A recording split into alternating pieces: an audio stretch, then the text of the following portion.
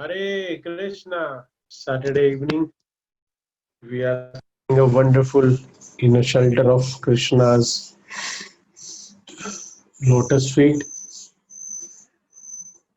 So, thank you, Moksh, for a wonderful kirtan, wonderful महामंत्र कीर्तन. सो आप सभी जानते हैं कि आज बहुत ही सुंदर दिन, बहुत ही महत्वपूर्ण दिन एकादशी.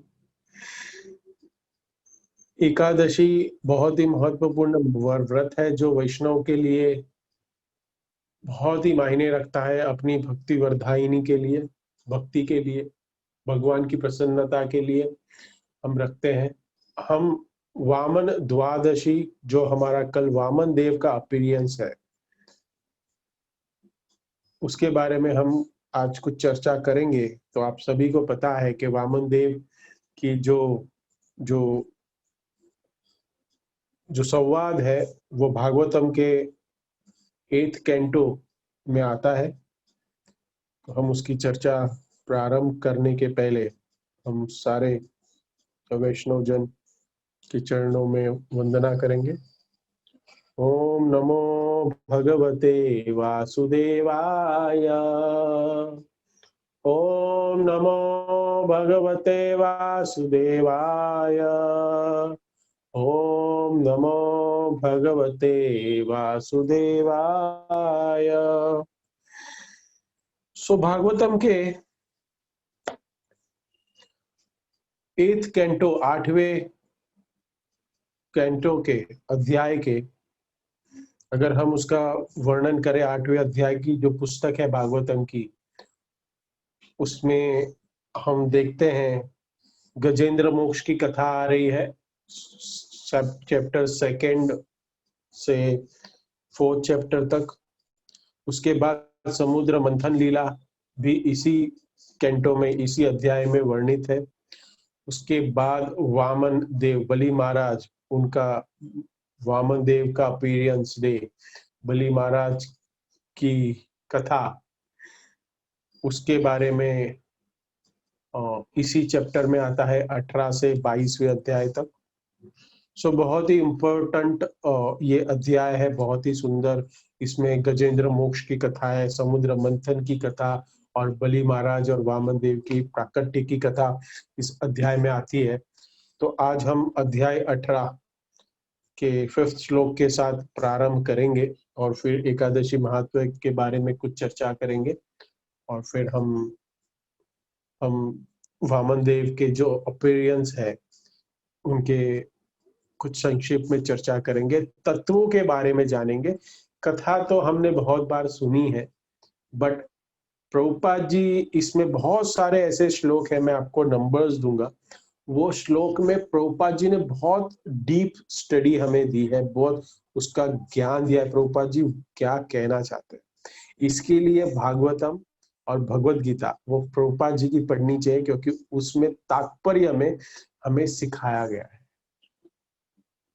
कि क्या है ये श्लोक. क्योंकि हमारी बुद्धि से हम ये श्लोक, संस्कृत के जो श्लोक है, उसको हम पढ़ सकते हैं, लेकिन उसको समझना बहुत मुश्किल है. मुश्किल नहीं है अगर हमारे पास गुरु शास्त्र का ज्ञान परफेक्ट हो. हमारे पास अगर गुरु, इसके आज इसके अंदर ये कथा में गुरु का भी बहुत बड़ा महत्व आने वाला है, उसके बारे में भी बहुत बड़ी चर्चा होगी आज.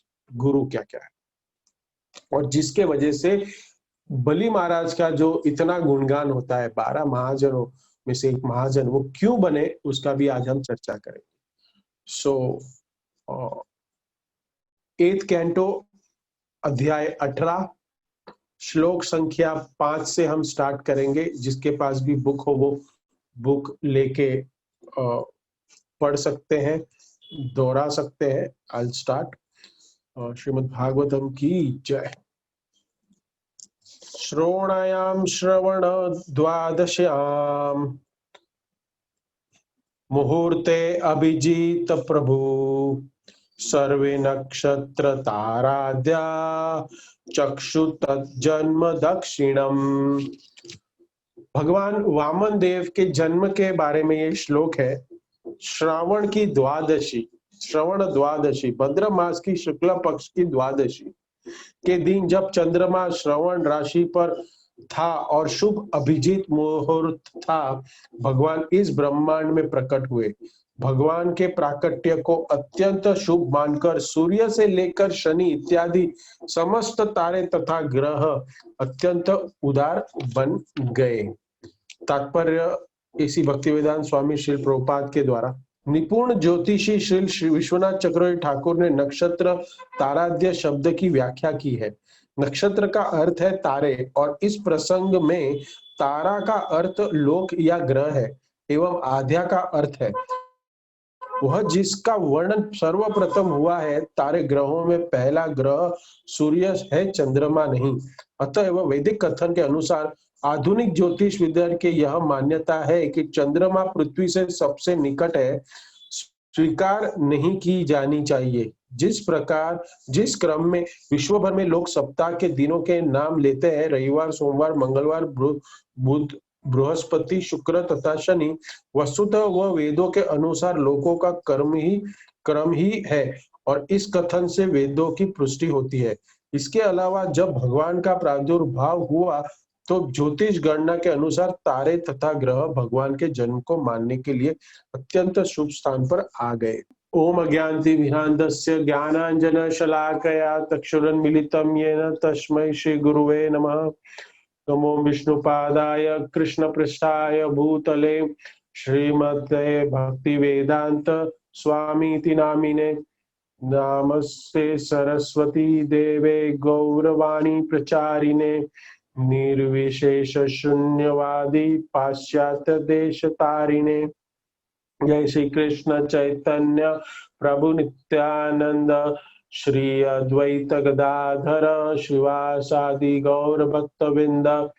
हरे कृष्णा कृष्णा कृष्णा हरे हरे, हरे राम राम राम हरे हरे। हरे कृष्णा, सभी का स्वागत। आज एकादशी है। 3 नाम है एकादशी को, अलग अलग शास्त्रों में अलग अलग उसका वर्णन किया गया है। परवश्व एकादशी, जिसको वामन एकादशी भी कहते हैं, और इस एकादशी का और एक नाम है परिवर्तिनी एकादशी। परिवर्तिनी एकादशी आपको पता होगा, हम जब ये चर्चा कर रहे थे चातुर्मास की, जब हम तभी बीच में भगवान अपनी करवट बदलते हैं। भगवान जिस डायरेक्शन में सोते हैं तो वो करवट बदलते हैं। तो आज का वो दिन है कि भगवान सोने के टाइम वो अपनी करवट बदलते हैं। तो आज का वो दिन है। चतुर्मास में भगवान ने एक साइड से दूसरे साइड, तो इसके लिए आज ये एकादशी बहुत इंपॉर्टेंट है। युधिष्ठिर महाराज भगवान को पूछते हैं और भगवान फिर अपने 5th इनकारनेशन वामन देव कितना है 5th इनकारनेशन, 5वां जन्म, 5वां अवतार है भगवान का। और उसके बारे में भगवान वामन देव अपीयरेंस, वामन देव की कथा कहते हैं। देखिए, वामन देव की कथा जब हम नाम लेते हैं तभी बलि महाराज का नाम हमें तुरंत ध्यान में आता है। ये भक्त है, अपने भक्त बलि महाराज उद्धार करने के लिए भगवान का आविर्भाव हुआ था और कोई कारण नहीं था। अगर हम इस कथा को और पीछे लेके जाए कि ये क्या था, तो इसकी कथा, वामन देव का अपीयरेंस, ये कथा समुद्र मंथन से स्टार्ट होती है। मैं बहुत ही शॉर्ट में बताऊंगा। समुद्र मंथन में आप सबको पता है कि मोहिनी अवतार भगवान ने लिया और मोहिनी अवतार के द्वारा जो अमृत था वो सारा देवताओं के पास चला गया। और समुद्र मंथन के बाद एक बहुत बड़ा युद्ध हुआ था देवताओं और दानवों के बीच में, जिसमें देवताओं ने दानवों को हरा दिया था। तो हम सब जानते हैं कि बलि महाराज ये कौन से कुल में है? ये प्रहलाद महाराज के कुल में है, जो हिरण्यकश्यप, तो ये दानव है इन लोग। तो ये सारे दानवों को मार दिया था देवताओं ने, और तभी दानवों के जो ऋषि है, दानवों के जो गुरु है शुक्राचार्य, उनको बड़ा ही क्रोध आया देवताओं के ऊपर कि ये छल कपट से मारा हुआ है, ये ठीक नहीं किया है। तो उन्होंने संजीवनी विद्या को एक पौंड में डाला और वहां पे संजीवनी जड़ी बूटी का वहां पे उन्होंने तालाब में उनको सबको जीवित किया उसमें, और सारे दानव वापस क्या हो गए? जीवित हो गए। और उसमें बलि महाराज भी थे जो उसमें हुआ, और फिर बलि महाराज ने कहा कि मैं बदला लूंगा, और फिर उन्होंने एक एक सारे लोकों पे विजय पाना स्वीकार, विजय लेना स्टार्ट किया और विजयी हुए। और उन्होंने एक बार देवता के राजा इंद्रदेव स्वर्ग को भी जीत लिया, और ये जो स्वर्ग था ये इंद्रदेव को भगवान ने ही गिफ्ट में दिया हुआ था। इंद्र को स्वर्ग की प्राप्ति तो भगवान के आशीर्वाद से ही मिलती है। तो भगवान को अपना जो स्वर्ग इंद्र को दिया हुआ था उस वापस लेना था, और ये भगवान को लीला करनी थी, इसलिए वामन देव भगवान ने अपीयर हुए। हमको इसको तत्वों को समझने का प्रयास करेंगे इसमें। ये जो बलि महाराज है, उन्होंने क्षत्रिय होने के कारण क्या किया? पूरा अपना राज्य का विस्तार, क्योंकि उसका काम ही है, जो क्षत्रिय धर्म का पालन करेगा वो क्या करेगा? वो अपने राज्य को विस्तार करेगा, अपनी सीमा को विस्तार करेगा। तो उन्होंने ना केवल इस धरती पर, लेकिन पूरे सभी लोकों में, ऊपर की प्लैनेट है और मिडिल प्लैनेट, उसमें सबको विजय पा ली, और जितने भी प्लैनेट्स, ग्रह, द्वीप, सब अपने कंट्रोल में कर लिए, अपने शासन में ले लिए, और उस पर अधिकार जमा लिया। सभी देवता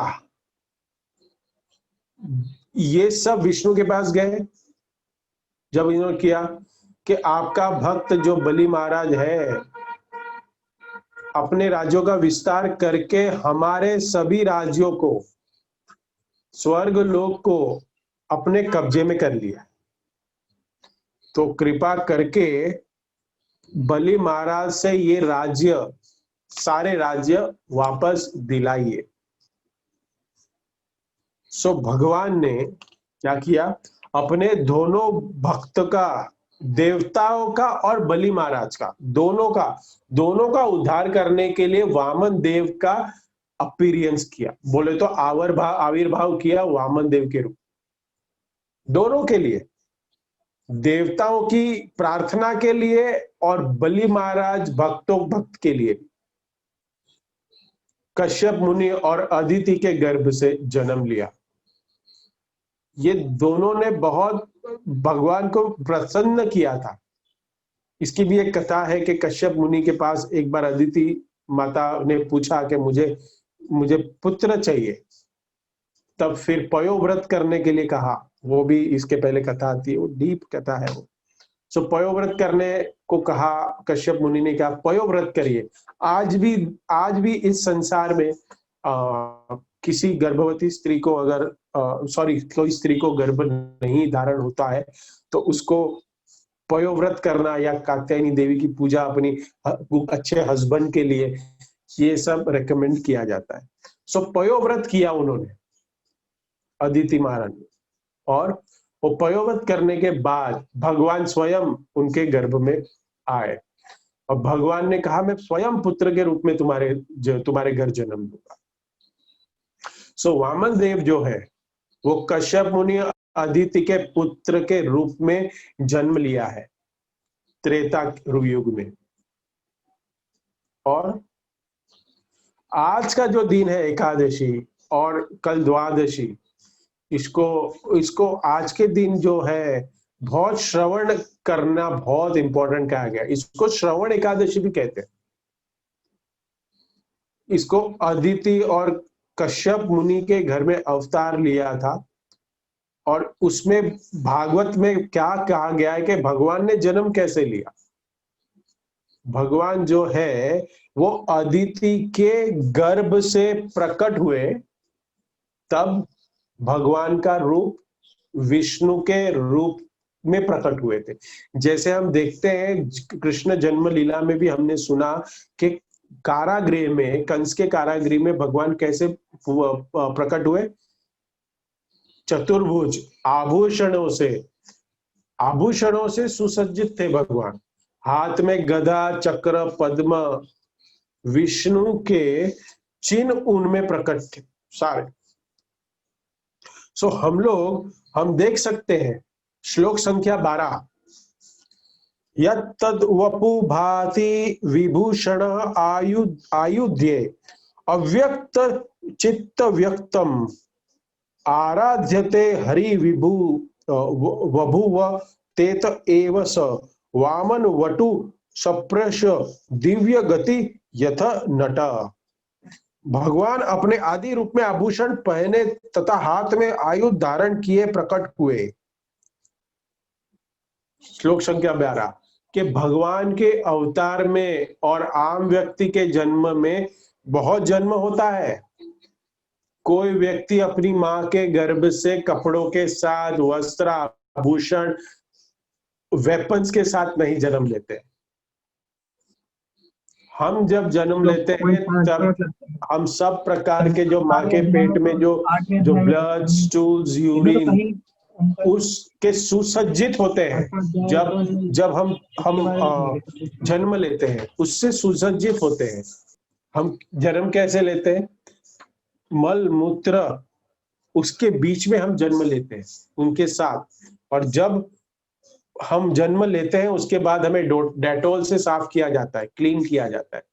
लेकिन भगवान का जन्म लेने के समय भी पूरे अपने वस्त्रों के साथ पीतांबर धारी और भगवान अपने अस्त्र शस्त्रों के साथ जन्म लेते हैं। पूर्ण रूप से, पूर्ण ओरिजिनल रूप में भगवान वामन के रूप में जन्म लेते।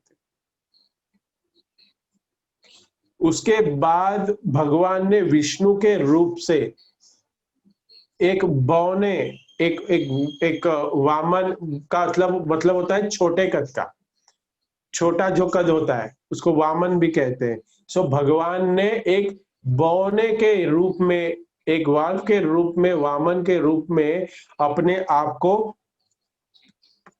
को परिवर्तित कर दिया, चेंज कर दिया। सो इस प्रकार भगवान ने अदिति और कश्यप मुनि के गर्भ से अपना आविर्भाव किया, अपना अवतार लिया। बाद में उनको ज्ञात हुआ कि बलि महाराज क्या है, एक बड़ा अश्वमेध यज्ञ कर रहे हैं। 21वां श्लोक उसी चैप्टर का, 18वें अध्याय का 21 का। अपने राज्यों का विस्तार करने के लिए अश्वमेध यज्ञ, घोड़ा छोड़े जाते हैं। तो बहुत सुंदर श्लोक है, हम उस श्लोक को पढ़ेंगे। 21वां श्लोक, तम नर्मदायाय तटे उत्तरे बलि ये ऋत्विजते भुगुच्छ संज्ञते प्रवर्तन्ते भूर्वगः किंतु उत्तमः व्यक्षत उद्दित यथा रविम। नर्मदा नदी के उत्तरी तट पर भृगुकक्ष नामक क्षेत्र में यज्ञ संपन्न करते हुए भृगुवंशी ब्राह्मण पुरोहित ने वामन देव को ऐसे देखा माना पास में ही सूर्य उदय हो रहा हो।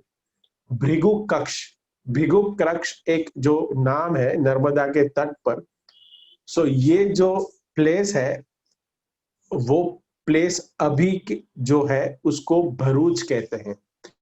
सो ये जो भरूच के पास ये जो नर्मदा नदी का तट है भरूच, ये भरूच बहुत इंपॉर्टेंट है हम गुजरातियों के लाइफ में, क्योंकि उसके ना सेंग पीनट्स है ना वो बहुत फेमस होते हैं, बहुत बड़े बड़े होते हैं। सो वो इसके लिए ये जो भरूच है बहुत फेमस है। और वो भरूच है उसको भृगुकक्ष कहा गया है। उस जगह पे ये यज्ञ हो रहा था। सो व्यक्ति वहां पे यज्ञ हो रहा है और भगवान वामन देव यहाँ पे एंट्री कर रहे हैं। ये जो घोड़े होते हैं अश्वमेध यज्ञ में जो घोड़े करते हैं उसको अनेक अनेक राज्यों में भेजते हैं, और वो घोड़ा जिस जिस राज्यों में जाता है उस जगह पे वो राजा का कंट्रोल हो जाता है। तो ये अश्वमेध यज्ञ कर रहे हैं बलि महाराज। वामन देव एक छोटे से रूप लेके प्रकट वहां पे एंट्री ले रहे हैं, बहुत छोटे से ब्राह्मण के रूप में वहां पे पधार रहे हैं, वहां पे प्रस्थान कर रहे हैं, अंदर आ रहे हैं। और इस भागवत में कहा गया है कि वहां पे बड़े बड़े महात्मा गण, भृगु ऋषि के वंशज, बड़े बड़े साधु, राजा, मित्रगण इस अश्वमेध यज्ञ में भाग ले रहे हैं। लेकिन जब वामन देव ने यज्ञ भूमि पर वहां आए तो भागवत इसमें बताया गया क्या क्या, ये उसका नेक्स्ट श्लोक, उनके शरीर की इतनी कांति है कि उनके शरीर की कांति के सामने बाकी जितने भी लोग थे, जितने भी साधु संत वहां थे, ब्राह्मण भी थे, लेकिन उनकी कांति सारी फीकी पड़ गई, क्योंकि सूर्य आ गए, सूर्य ने एंट्री ली है। जब सवेरे सूरज निकलता है उदाहरण की तरह पे, सो तारे नहीं दिखाई देते, तारे केवल रात को दिखाई देते, लेकिन सूरज जैसे सुबह निकलता है तो वो सूरज की रोशनी के सामने तारे फीके पड़ जाते हैं, उनकी रोशनी नहीं दिखाई देती। लेकिन इसका मतलब ये नहीं कि तारों ने अपनी लाइटें बंद कर दी, अपनी रोशनी बंद कर दी कि अभी चलो सूरज आ गया, हम अपनी जैसे अभी ये लाइट चालू है, लेकिन अगर दिन का वक्त होता तो मैं लाइट बंद कर देता, राइट? ऐसा नहीं है, तारे अपनी प्रकाश कम नहीं करते, लेकिन सूर्य आने के वजह से उनका प्रकाश का कोई वैल्यू नहीं रहती। वैसे ही जैसे भगवान ने एंट्री की, वामन देव में उस यज्ञ में एंट्री की, तो सारे दूसरे ब्राह्मण और गुरु जितने भी ऋषि बैठे थे, उनकी जो कांति थी वो कम हो गई, क्योंकि ये जो भगवान है वो षड ऐश्वर्य पूर्ण है। वो अपने ऐश्वर्य के साथ अपने एंट्री की, ऐश्वर्यों के साथ, क्योंकि भगवान क्या है? पूर्ण है, पूर्णमिदम, हमेशा पूर्ण रहते हैं। तो सभी साधु संघ जितने भी जैसे एंट्री ली, तो इसमें आगे के श्लोक में आता है कि सारे साधु संघ ने उनको आदर दिया। एक छोटे बालक के लिए कोई साधु संघ नहीं खड़े रहता। एक वामन एक छोटे ब्राह्मण के रूप में आए हैं, लेकिन उनकी कांति को देख के, उनके स्वरूप को देख के अत्यंत आश्चर्यित हो गए सब लोग, और बोलते ये कोई सामान्य व्यक्ति नहीं है। इसलिए सभी साधुगण अपने स्थान से खड़े होकर, बलि महाराज भी अपने स्थान से यज्ञ छोड़ के खड़े हो गए, और खड़े होकर उन्होंने वामन देव को स्वागत किया। श्लोक संख्या 29, स्वागतम ते नमस्तुभ्यम। क्या कहते हैं? उनको एक बढ़िया आसन पे बिठाया, उनके चरण कमल धोए, चरण कमल धोए, उसके बाद जो उनका चरणामृत वो पानी निकला वो अपने सर पे लगाया। और इसमें वर्णन आता है कि जिस प्रकार स्वयं शुंभु शिव भगवान जैसे अपने सर के ऊपर गंगा को हमेशा रखते हैं। गंगा कौन है? गंगा चरणामृत है, क्योंकि वो भगवान के चरणों से निकली हुई है। तो भगवान विष्णु के पांव से निकली हुई है, और वो भगवान शिव जी के सर के ऊपर भगवान शिव जी ने धारण किया है, और वहां पे विश्राम करती। तो जिस प्रकार शिव जी भगवान के जो चरण कमल से निकलने वाली गंगा है, वो भगवान का चरणामृत है, उसको हमेशा धारण करते हैं। उसी प्रकार बलि महाराज ने भी भगवान के चरण कमल धोके अपने चरणामृत सर पे धारण किया। हम भी जब चरणामृत पीते हैं तभी ऐसा करते हैं, राइट।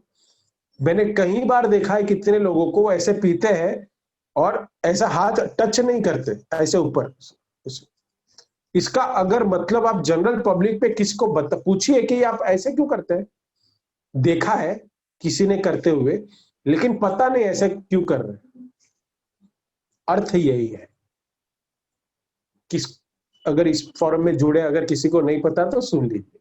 ये अर्थ अभी हमें इसमें ये ज्ञान होता है कि भगवान का जो चरणामृत है वो अपने सर पे धारण करना चाहिए। शिव जी पूरी गंगा को सर पे धारण करते हैं, बलि महाराज ने भी वो चरणामृत पी के सर पे धारण किया। ये रिस्पेक्ट है। बलि महाराज कौन है? नेक्स्ट, अभी जो 19वां अध्याय आता है, बलि महाराज से वामन देव द्वारा दान की याचना। जैसे प्रहलाद महाराज बहुत महान भक्त थे दानवों में, उसी प्रकार उनकी डायनेस्टी में बलि महाराज भी वहां पे अवतरित हुए हैं। बलि महाराज की असुर के घर में जन्म लेने के बावजूद भी भगवान के महान भक्त थे बलि महाराज। एक महत्वपूर्ण इसमें ज्ञान है कि भगवान की भक्ति में कोई बाधा नहीं होती। असुर के घर में जन्म लेने के बावजूद भी प्रहलाद महाराज इतने बड़े भक्त बने, बलि महाराज इतने बड़े भक्त बने। भगवान की भक्ति में कोई भी सिचुएशन में अग्रणी हो सकते हैं, आगे बढ़ा जा सकता है। हमारे पास जो मिथ्या कारण होते हैं वो हमारा आलसपना है।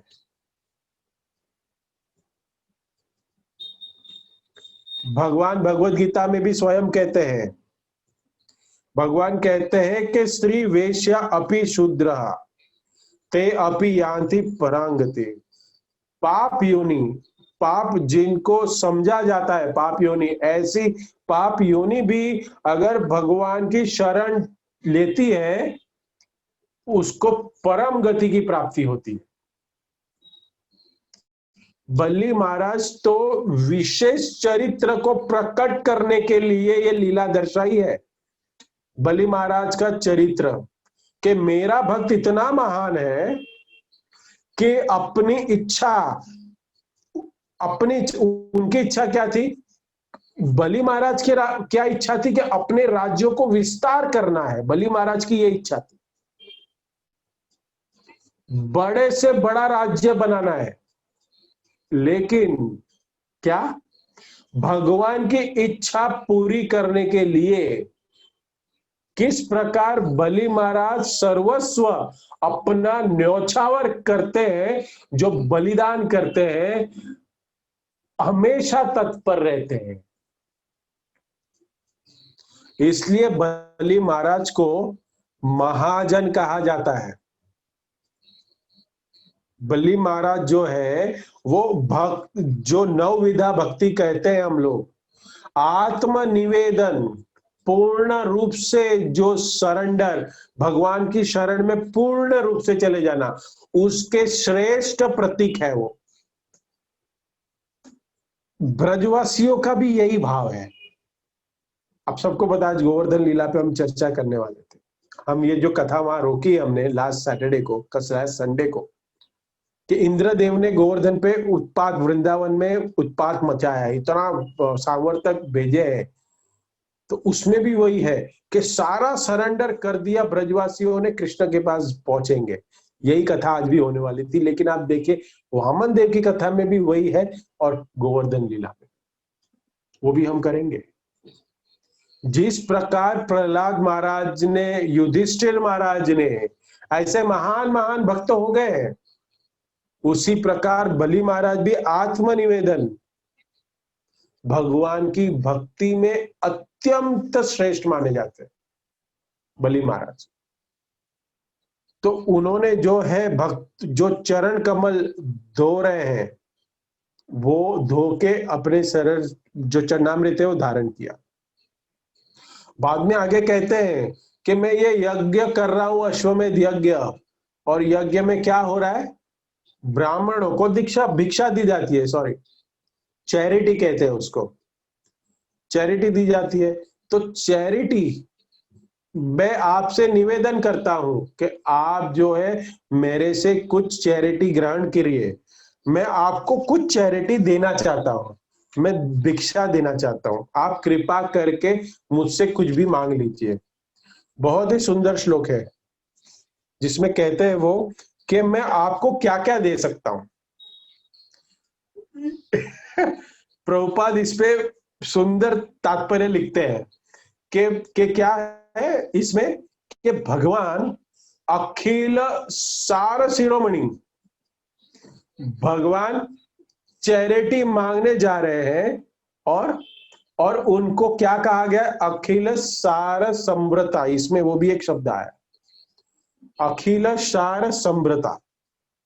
जिस व्यक्ति के पास अखिल मीन सब कुछ, अखिल सार समृता, सब कुछ जिनका है, उनके अलावा और किसी का कुछ नहीं है, सब कुछ उनका है, everything is belongs to him only, वो व्यक्ति चैरिटी मांगने जा रहा है, वो व्यक्ति चैरिटी मांगने जा रहा है। ये सुप्रीम पर्सनैलिटी ऑफ गॉडेड भगवान श्री कृष्ण वामन देव, पत्रम पुष्पम फलम तोयम यो में भक्ता प्रयश्यति, जब मेरा भक्त प्रेम के द्वारा मुझे पत्र, फूल, पानी अर्पण करता है, तुलसी का पत्तल मुझे प्रदान करता है, फल देता है, भोग चढ़ाता है, जब प्रेम से चढ़ाता है, मैं उसे ग्रहण करता हूं, तद अहम अश्नामी, मैं ग्रहण करता हूं, मैं उसको खाते हैं। तो ये क्यों करते हैं? ऐसा क्यों नहीं कि भगवान के पास कुछ कमी है, भगवान का ही सब कुछ है, भगवान का ही सब कुछ दिया हुआ है, लेकिन भगवान जो है हमारे भाव का भूखे हैं, भावग्राही जनार्दना, सामग्राही जनार्दना नहीं है। जब हम हमारा स्वार्थ भूल जाते हैं तब भगवान को छोड़ के बाकी चीजों में ध्यान लगता है। हमारी जो भावना है वो भगवान के प्रति ना होके बाकी सब विषय भोग में लगती है, जब भागती है तो तब क्या होता है, भव भावना, उसको कहते हैं भव भावना। इस हमारी जो भावना है वो संसार में डूबी है। और क्या होता है, उसको हमें वो क्या करना है, उसको कृष्ण भावना करना है। जो भव भावना है उसको कृष्ण भावना करना है। इसके लिए इस्कॉन प्रभुपाद ने जो जो संस्था रची उसको क्या कहा गया, कृष्णा भावनामृत संघ, कृष्ण भावनामृत, कि कृष्ण की भावना अमृत है, इटरनल है, बाकी सारी भावना इटरनल नहीं है, पेनफुल है। क्योंकि आज एक हमारी कुत्ते की कॉन्शियसनेस हो सकती है, कल बिल्ली के, हम उसके अवतार में जाएंगे, उसके बिल्ली के रूप में जाएंगे तो बिल्ली की कॉन्शियसनेस बन जाएगी हमारे। आज हम भारत में पैदा हुए हैं तो हम भारत के प्रति, भारत की कॉन्शियसनेस है, I am Indian, I am proud to be Indian. लेकिन कल जब मेरा पाकिस्तान में जन्म होगा तो इंडिया की कॉन्शियसनेस मेरे पास नहीं रहेगी। तो ये बहुत गुह्य ज्ञान है, इसको समझना पड़ेगा हमें कि भगवान जो है ना वो अपने पूर्ण है, अपने में पूर्ण है, वो अखिल सार समृता, लेकिन उसके बावजूद भी अपने भक्त का उद्धार करने के लिए, अपने भक्त की रक्षा करने के लिए भगवान चैरिटी मांगने आए हैं। प्रभुपाद इसमें उदाहरण देते हैं आगे कि एक जो बच्चा है वो चाकू से खेल रहा है, उसको पता नहीं चाकू क्या है, उसका चाकू का सही इस्तेमाल भी होता है, गलत भी होता है, लेकिन बच्चे को मालूम नहीं है। तो जब बच्चा चाकू से खेलता है तब पिताजी किसी ना किसी प्रकार से उस चाकू लेने की कोशिश करते हैं और वो ले लेते हैं। करेक्ट? वो बच्चे की भलाई के लिए है, नहीं तो बच्चा क्या करेगा? हाथ काट लेगा, पाँव काट लेगा, मुंह काट लेगा, कुछ तो भी उसको नुकसान होगा। जब पिताजी उसको कुछ ना कुछ दे करके उससे चाकू लेते हैं, वो उसकी भलाई के लिए है। उसी प्रकार भगवान बलि महाराज का बलि महाराज को समझाना चाहते हैं कि तुम भगवान की भक्ति में हो, लेकिन ये जो लालच है विस्तार करने का और सभी सामग्रियों को जमा करने का, इस जीवन में संतुष्ट न रहने का, वो जो है भक्त के लक्षण नहीं है। इसलिए जो भगवान जो है, उस भगवान सब कुछ छीन लेते हैं और जिसका उसके ऊपर अधिकार है उसको देवताओं को वापस दे देते हैं। इसके लिए वामन देव ने अपीयरेंस, अपना जन्म लिया, अपना अवतार लिया भगवान ने। बहुत ही सुंदर। मैंने एक जब व्यास पूजा के बाद हमारे बहुत अच्छी सुंदर बहुत ही फेमस गुरु भाई है वेणु माधव प्रभु, उनका मैंने एक क्लिप डाला था यूट्यूब पे। उन्होंने भी कहा, क्या कहा कि महाराज मैंने सब कुछ पा लिया, 5 Guinness book of world record, मैंने चरम क्या बोलते हैं उसको, पैसा भी कमा लिया, मैंने सब कुछ कर लिया, ऑपुलेंस देख लिया, नाम कमा लिया, वर्ल्ड फेमस हो गया, रिकॉर्ड बना लिए।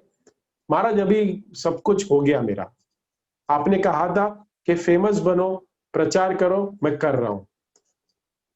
महाराज ने उनको क्या कहा? उन्होंने ही बताया अपने मुंह से व्यास पूजा ऑफरिंग में, क्या कहा महाराज ने कि कृष्ण को लेने के लिए टाइम नहीं लगेगा। ये जब पढ़ रहा था ना, मुझे वो कनेक्शन याद आ गया कि महाराज ने भी बोला था, बलि महाराज अगर थोड़ा भी गर्व आ गया, वामन देव आएंगे और लेके चले जाएंगे, पता भी नहीं चलेगा कब जाएगा।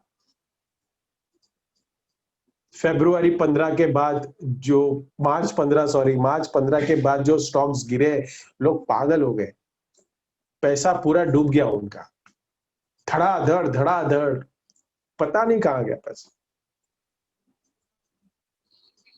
तो भगवान उद्धार के लिए भगवान आए हैं, बलि महाराज अपने भक्त के उद्धार के लिए, कि भगवान जो स्वयं अखिल सार समृता है, वो क्या करने जा रहे हैं?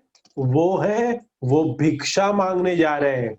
भिक्षा मांगने के बाद बलि महाराज क्या कहते हैं कि तुम मेरे से क्या क्या ले सकते हो? वो क्या कहते हैं? श्लोक का 8:19-16 यार,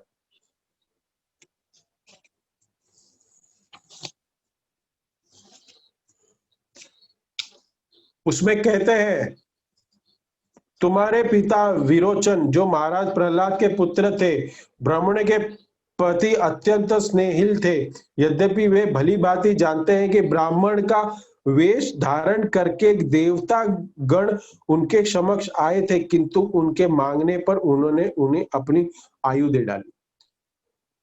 वामन देव आगे अभी बताएंगे, ये कह रहे कि बलि महाराज आपके जो जनरेशन, आपकी डायनेस्टी में क्या नहीं हुआ है, क्या नहीं दिया है।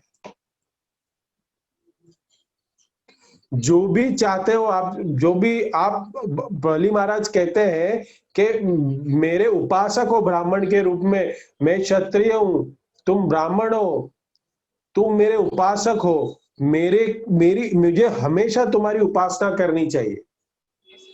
इसलिए या तो तुम मेरे से गाय ले लो, सोना ले लो, बहुत बड़ा महल ले लो, घर ले लो, बंगला ले लो, मेंशन ले लो, राज्य ले लो, अनेकों प्रकार के खाद्य प्रकार, वस्त्र ले लो, या तो चैरिटी में मैं आपको ब्राह्मण पत्नी के रूप में कन्या अगर चाहिए तो वो भी दे सकता हूं, मैं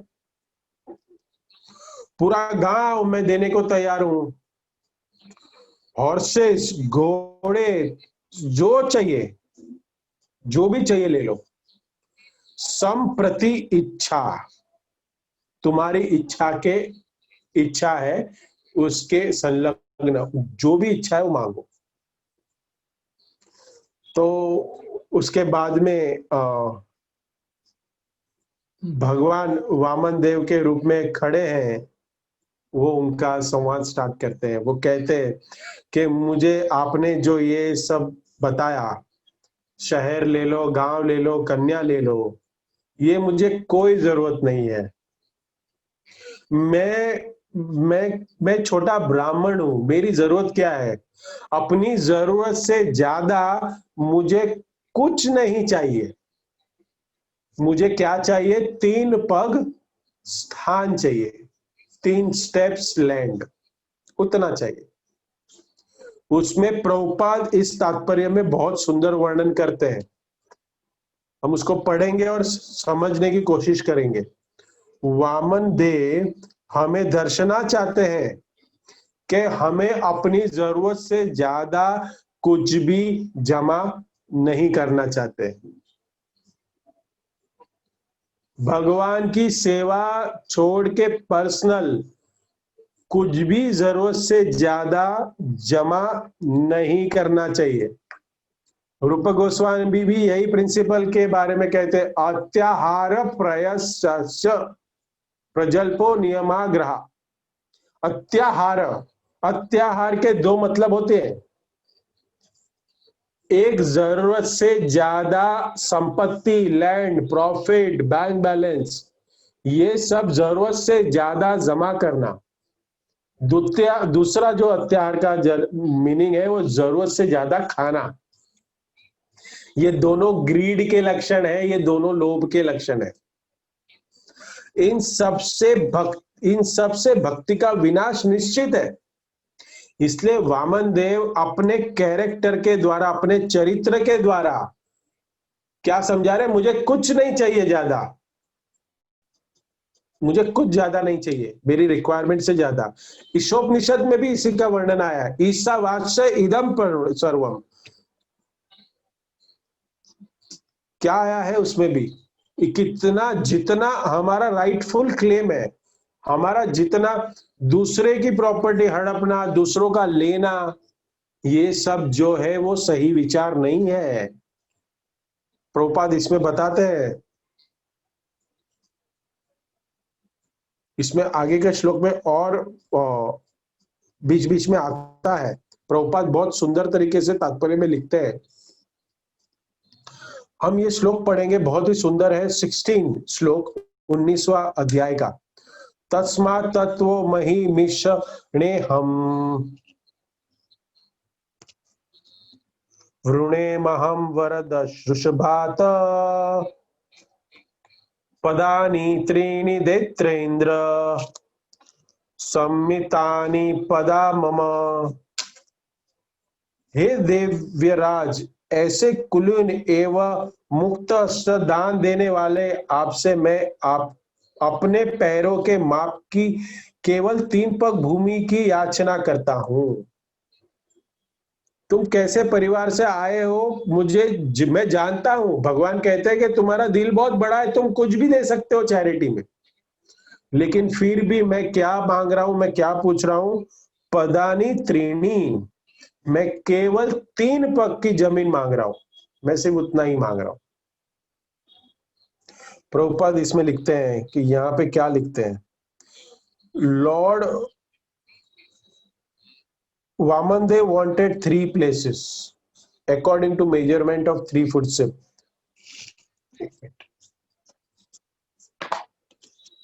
भगवान वामनदेव अपने पैरों के माप के बराबर केवल 3 पग भूमि चाह रहे थे। उन्हें आवश्यकता से अधिक भूमि नहीं चाहिए थी, जरूरत से ज्यादा नहीं पूछ रहे थे। किंतु यद्यपि उन्होंने सामान्य मानवीय बालक का वेश बना रखा था, वास्तव में वो ऊर्ध्व, मध्य तथा अधो लोकों से धीरी भूमि को दान में लेना चाह रहे थे। भगवान ने अपना पराक्रम दिखवाने के लिए ऐसा किया था। सी प्रभुपाद इसमें लिखते हैं और तात्पर्य बताते हैं कि ब्राह्मण और सन्यासी भिक्षा मांग सकते हैं, बट अगर वो अपने आवश्यकता से ज्यादा मांगता है देन ही इज पनिशेबल। अपनी जरूरत से ज्यादा अगर अपने लिए ब्राह्मण और सन्यासी भी एकत्र करता है, इसमें है ना, प्रभुपाद ने गृहस्थ नहीं लिखा है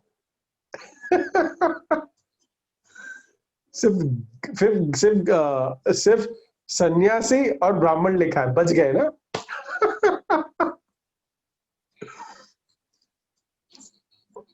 अगर ब्राह्मण और सन्यासी अपनी जरूरत से ज्यादा एकत्रित करता है तो वो दंड का भागी है, इज पनिशेबल। प्रभुपाद लिखते हैं कोई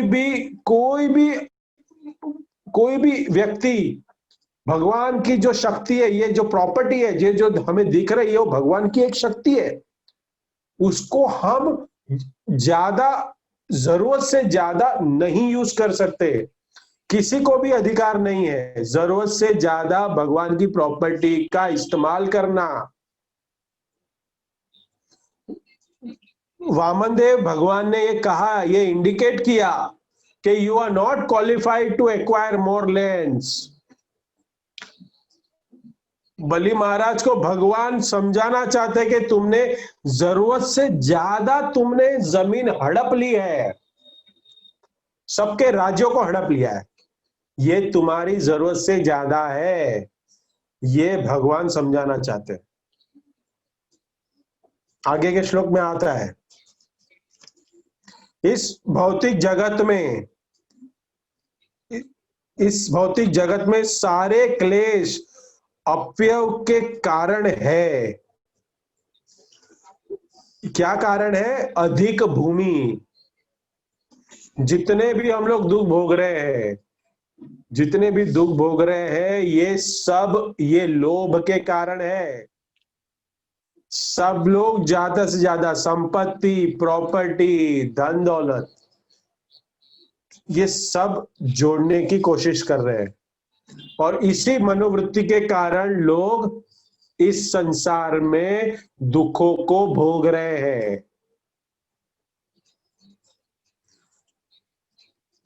मनुष्य अंधाधुंध धन एकत्र कर लेता है और इसका वह अपव्यय भी करता है,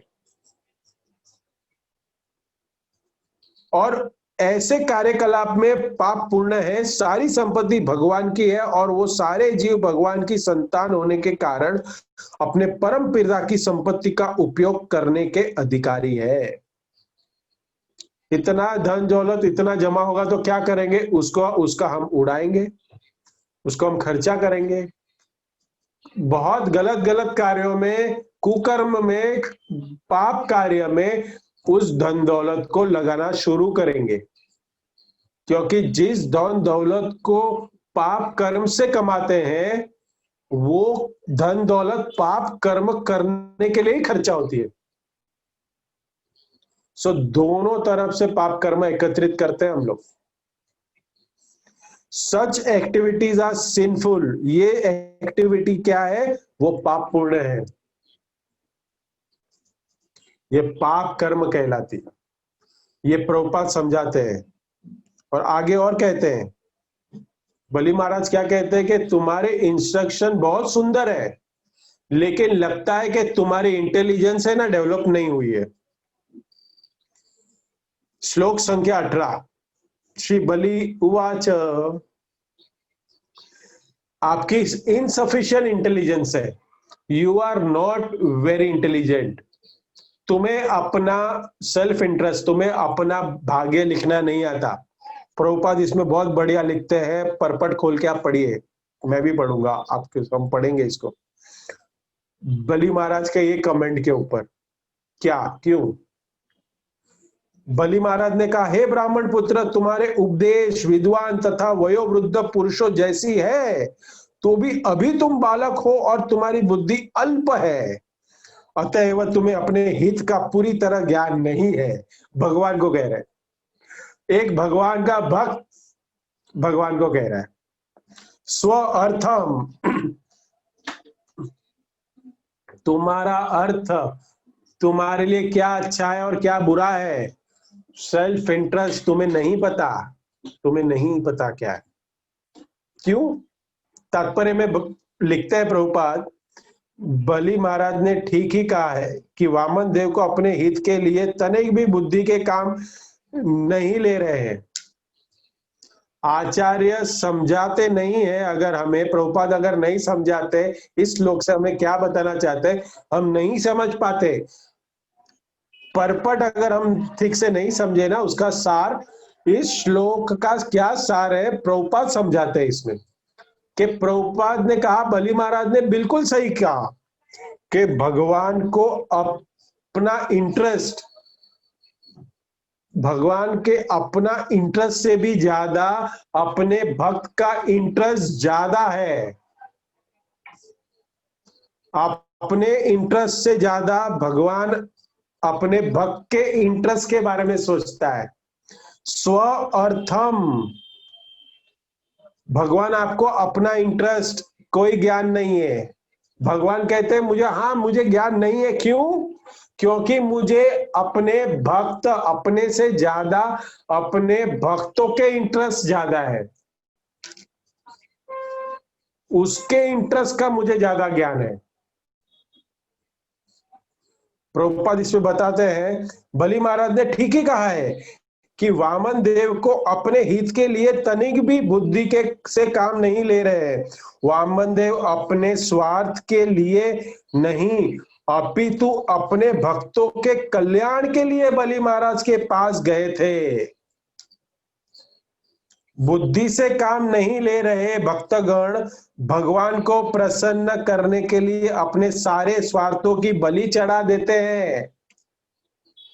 इस तरह भगवान भी अपना निजी स्वार्थ न रखते हुए भक्तों के लिए कुछ भी कर सकते हैं।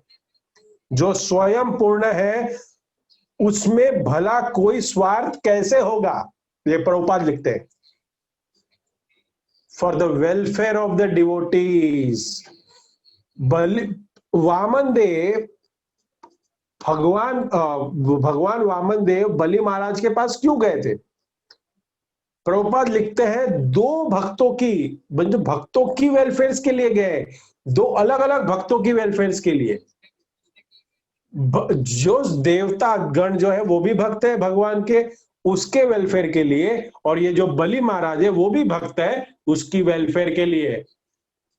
दोनों के वेलफेयर के लिए वामन देव ने अपीयरेंस, अपना जन्म लिया, अपना अवतार लिया, और दोनों भक्तों के उद्धार के लिए धराधाम पे आए। देवताओं का भी इंटरेस्ट था, सो दोनों के वेलफेयर के लिए आए, दोनों के अर्थों के लिए भगवान आए। आगे प्रभुपाद जी कहते हैं,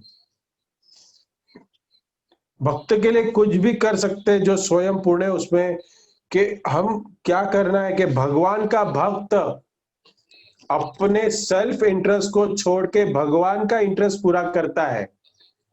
अर्जुन ने किया ना, पूरी भगवत गीता सुनने के बाद क्या कहा? भगवान, मेरा जो मन कहता है वो नहीं करूंगा, करिष्ये वचनम त्ववा। आप जो कह रहे हैं, आपको जो सेटिस्फाई करेगा वो कार्य मैं करूंगा। इसी प्रकार प्रभुपाद भी कहते हैं कि सिमिलरली सुप्रीम लॉर्ड, क्या कि भगवान को कोई इंटरेस्ट नहीं है, लेकिन वो सिर्फ भगवान के इंटरेस्ट के लिए ही अवतार लेते हैं, भक्त के इंटरेस्ट के लिए अवतार लेते हैं, वेलफेयर के लिए, इस उसके अर्थ के लिए भगवान कुछ भी करने को तैयार है। भगवान उवाच, नेक्स्ट श्लोक 21 श्लोक, भगवान क्या कहते हैं? भगवान चैरिटी मांग रहे हैं। ईश्वर परम कृष्ण ईशावास्यम इदम सर्वम, सब कुछ उसका है, लेकिन भक्त के लिए भगवान कुछ भी करने को तैयार है। जैसे अर्जुन के लिए भगवान सारथी बनने को रेडी है, यहां पे एक ब्राह्मण का रूप लेके चैरिटी भिक्षा मांग रहे हैं। ये भगवान है। ये भिक्षा मांगने के लिए भी भगवान रेडी है। बहुत बड़ा इंपॉर्टेंट पॉइंट है। जिसका सब कुछ हो और अपने द्वार पे, आपके द्वार पे आए और वो मांगे आपसे, आपको क्या लगेगा, कैसा फील होगा? पहली बात तो इस मटेरियल वर्ल्ड में मांगेगा नहीं कोई, ये सिर्फ भगवान ही कर सकते हैं। पूर्ण पुरुषोत्तम भगवान, वही उनका गुण है, वही कर सकते हैं और कोई नहीं कर सकता। प्रभुपाद आगे बताते हैं, श्लोक जो 21वां है, श्री भगवान उवाच यावन्तः विषया प्रेष्ठा त्रिलोक्यम अजित इंद्रियम न शंकुवन्ति ते सर्वेशा प्रीतिपूर्व युतम नुपः।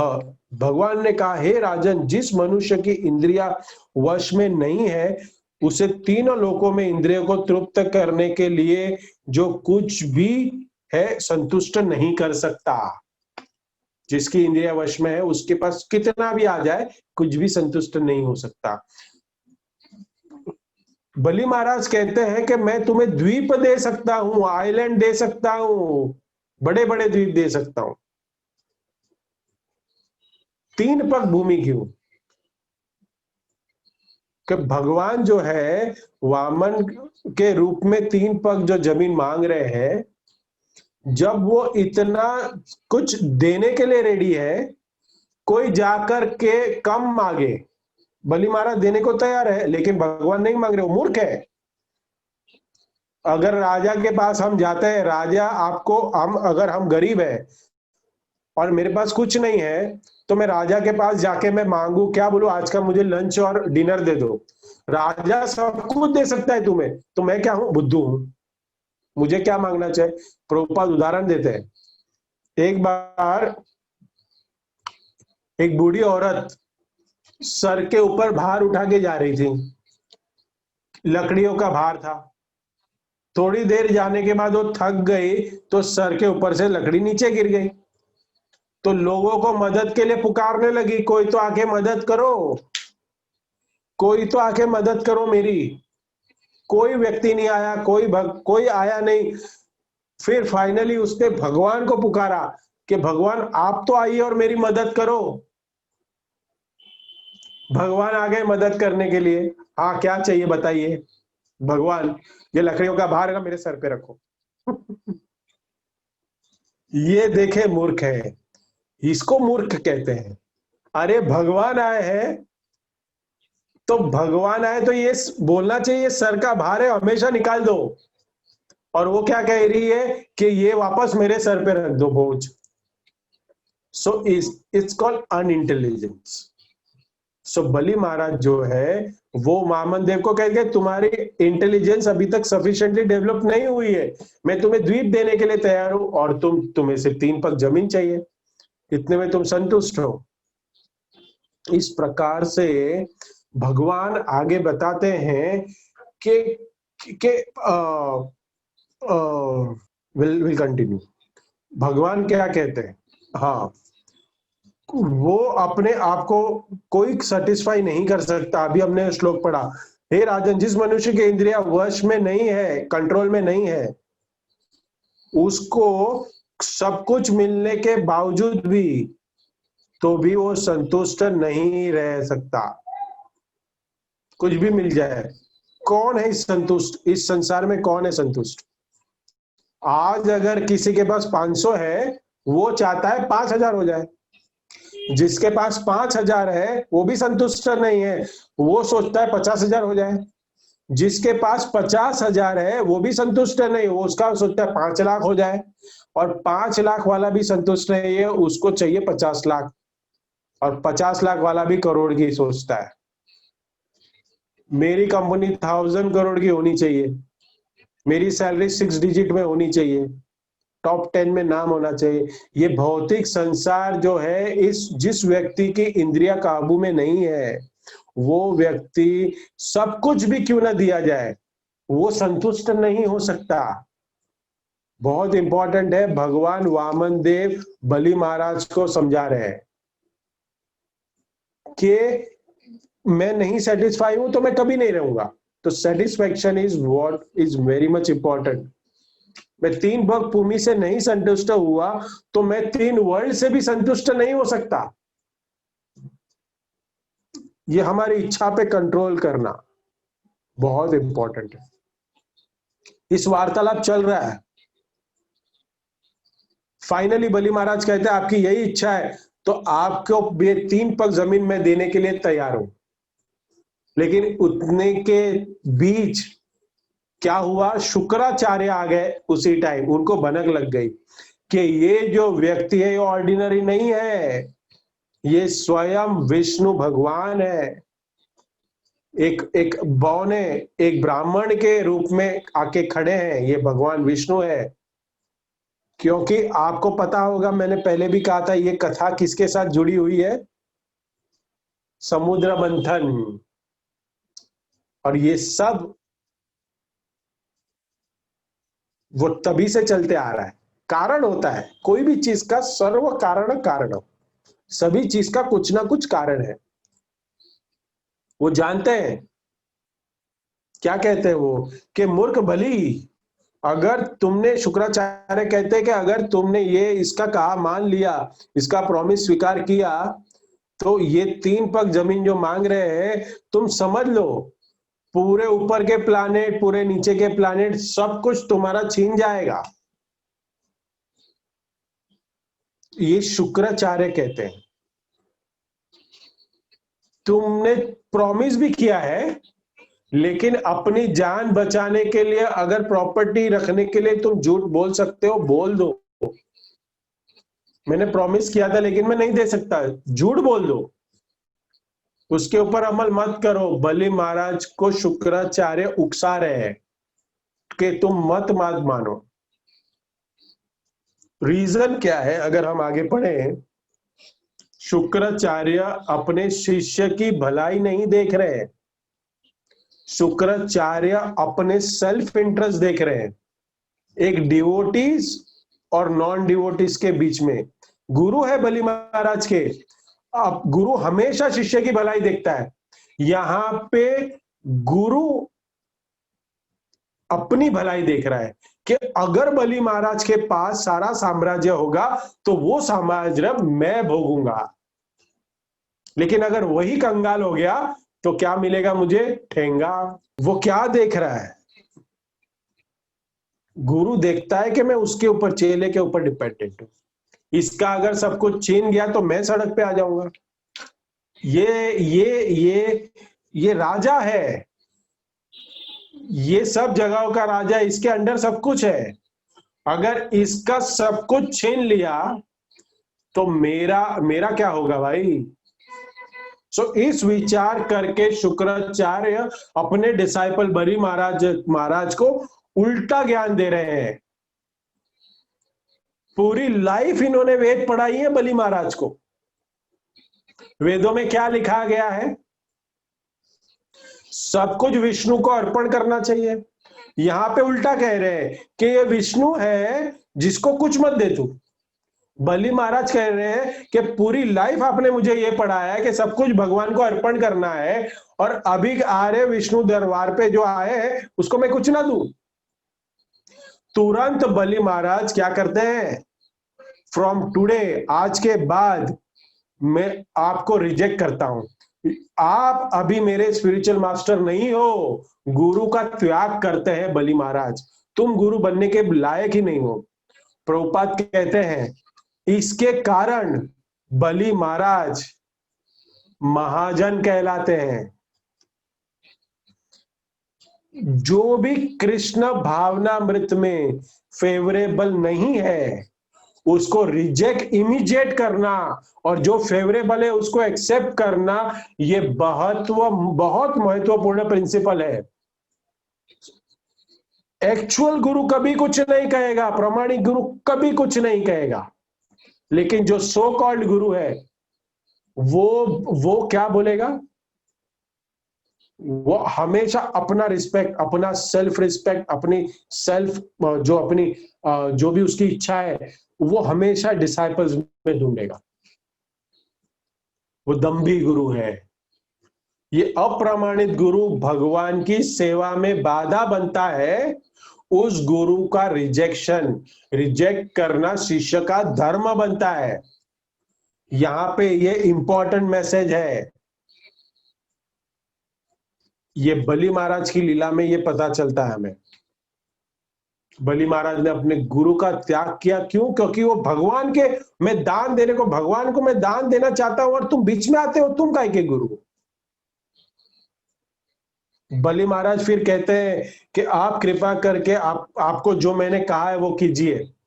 मैं आपको 3 पग जमीन देने के लिए तैयार हूं। और जैसे उन्होंने कहा, वामन देव ने अपने शरीर को जाइजेंटिक किया, बढ़ाया, और जहां पे भगवान खड़े थे वहां से आकाश तक पहुंच गए। पहले कदम तो छोटे छोटे थे, अब इतने विशाल हो गए भगवान कि भगवान ने एक कदम लिया तो अपर प्लानिटरी सिस्टम, दूसरा कदम लिया लोअर प्लानिटरी सिस्टम, सब कवर कर लिया, ऊपर के नीचे के सब कवर कर लिया। भगवान कहते हैं कि मेरा तीसरा कदम तो बाकी है, कहां रखूं? तुम लायक नहीं हो, तुमने क्या चैरिटी दी?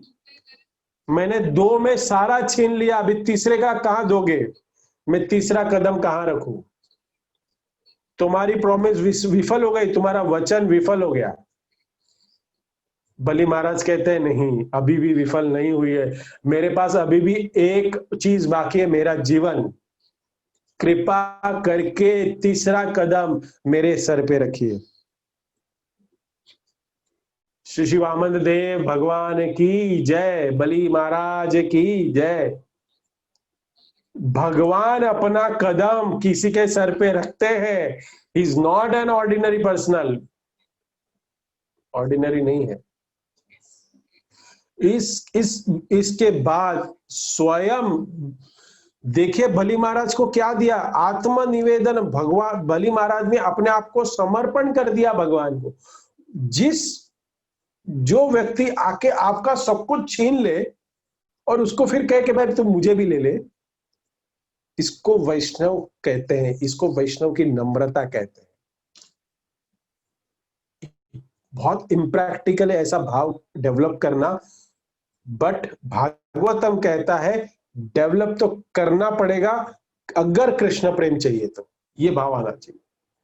देखिए उसके बाद बलि महाराज को क्या नहीं दिया भगवान ने। जो सुलोक है, जो सूतल लोक है, वो स्वर्ग से भी अपुलंड माना गया है, क्योंकि वो स्वयं भगवान ने किसके द्वारा तैयार कराया है? विश्वकर्मा ने पूरा सूतल लोक बनाया।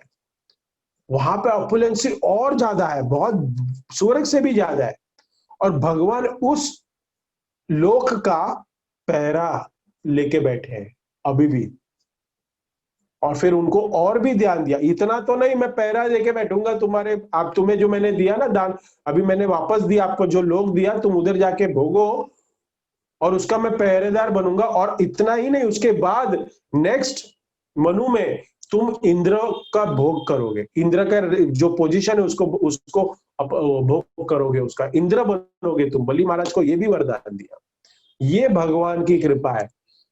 भगवान को देना चाहिए, 2 हाथों नहीं 2 पैर दो, जितना है उसको दो। भगवान रिटर्न में बहुत दे। आत्मनिवेदन, उसके फल स्वरूप बलि महाराज भगवान के अत्यंत श्रेष्ठ भक्तों में से, महाजनों में से एक महाजन बने। और ये बलि महाराज ने कैसे किया? अपना सारा न्यौछावर करके, सब कुछ तुम्हारा है भगवान, जो चाहिए वो ले लो। हम 2 हाथ से देते हैं, भगवान देता है छप्पड़ फाड़ के देता है।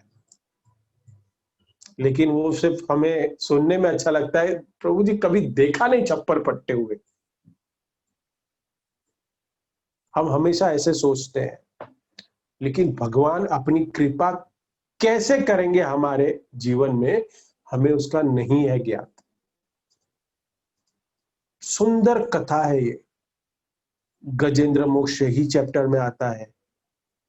कितनी सुंदर प्रेयर्स गजेंद्र मोक्ष की कथा है। गजेंद्र भगवान क्या कथा कहते हैं, भगवान को एक एक फूल अर्पण कर दिया, बस फूल अर्पण करने के बाद भगवान ने उनको बचा लिया। बलि महाराज को भी यहाँ पे भगवान बलि महाराज को तारने के लिए आए थे, उनका उद्धार करने के लिए आए थे। भगवान भक्तों की रक्षा करते, यो में भक्ति प्रेषित, मैं कभी भक्तों का विनाश नहीं होने देता। इस कथा से हमें ज्ञान मिलता है।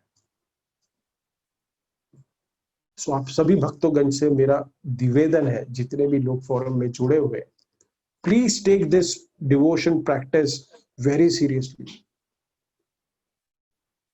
ये भाव डेवलप करिए। और ये कैसे आएगा, बहुत ही सिंपल प्रोसेस है, और कुछ नहीं करना है हमें। सिंपल क्या है, श्रवणम कीर्तन, नवविधा भक्ति हमें करनी।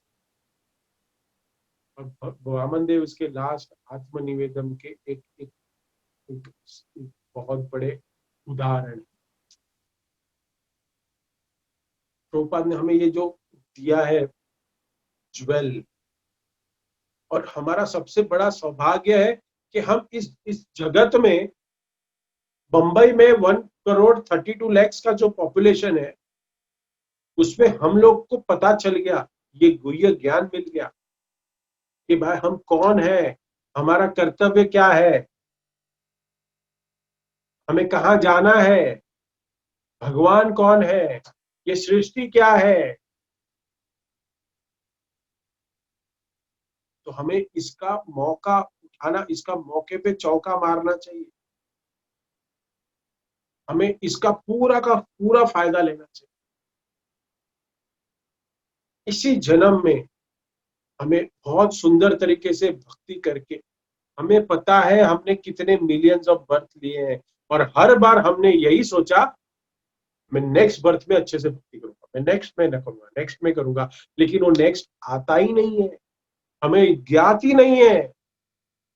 ये तो भगवान की कृपा है कि हम भगवान के, कृष्ण के जो जो ऑथोराइज संप्रदाय उसके साथ जुड़ गए, प्रभुपाद के साथ जुड़ गए, अभी आचार्य जो अभी प्रेजेंट में आचार्य उनके साथ जुड़ गए, और हमें इस भक्ति का जो दिव्य ज्ञान है, रत्न जो है, वो हमें आस्वादन करने मिल रहा है, अमृत को आस्वादन कर रहे हैं हम।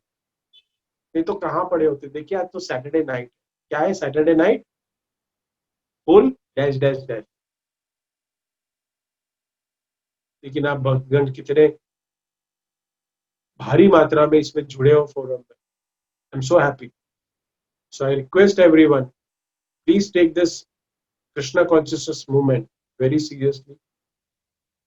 श्रवणम कीर्तनम का सहारा लीजिए, भागवतम भगवत गीता को रेगुलरली पढ़िए, भक्तों का संग में जप करिए।